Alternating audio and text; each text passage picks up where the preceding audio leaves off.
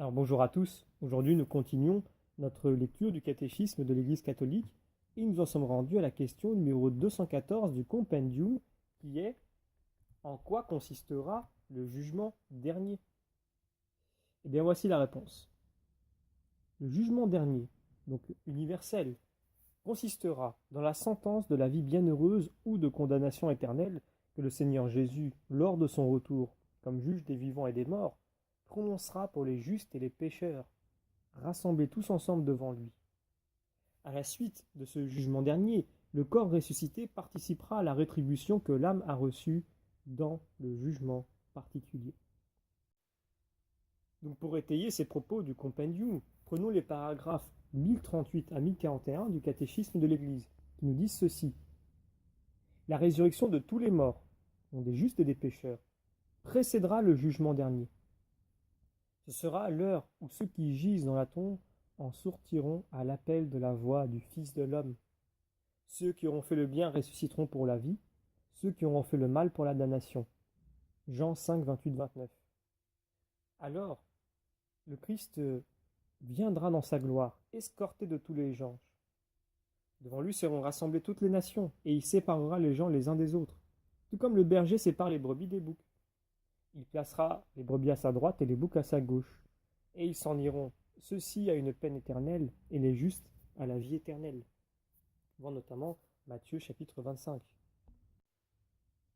C'est face au Christ, qui est la vérité, que sera définitivement mise à nu la vérité sur la relation de chaque homme à Dieu. Voir notamment Jean 12, 49. Le jugement dernier révélera, jusque dans ses ultimes conséquences, ce que chacun aura fait de bien ou omis de faire durant sa vie terrestre.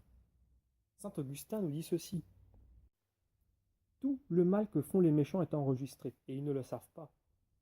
Le jour où Dieu ne se taira pas, il se retournera vers les mauvais. J'avais, leur dira-t-il, placé sur terre mes petits pauvres pour vous. Moi, leur chef, je trônais dans le ciel, à la droite de mon Père. Mais sur la terre, mes membres avaient faim. Si vous avez donné à mes membres ce que vous auriez donné, serait parvenu jusqu'à la tête. Quand j'ai placé mes petits pauvres sur la terre, je les ai institués vos commissionnaires pour porter vos bonnes œuvres dans mon trésor. Vous n'avez rien déposé dans leurs mains, c'est pourquoi vous ne possédez rien auprès de moi. Le jugement dernier interviendra lors du retour glorieux du Christ. Le Père seul en connaît l'heure et le jour.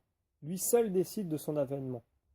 Par son Fils Jésus-Christ, il prononcera alors sa parole définitive sur toute l'histoire. Nous connaîtrons le sens ultime de toute l'œuvre de la création et de toute l'économie du salut. Et nous comprendrons les chemins admirables par lesquels sa providence aura conduit toute chose vers sa fin ultime. Le jugement dernier révélera que la justice de Dieu triomphera de toutes les injustices commises par ses créatures et que son amour est plus fort que la mort. Le message du jugement dernier appelle à la conversion pendant que Dieu donne encore aux hommes le temps favorable, le temps du salut. 2 Corinthiens 6, 2. Il inspire la sainte crainte de Dieu. Il engage pour la justice du royaume de Dieu.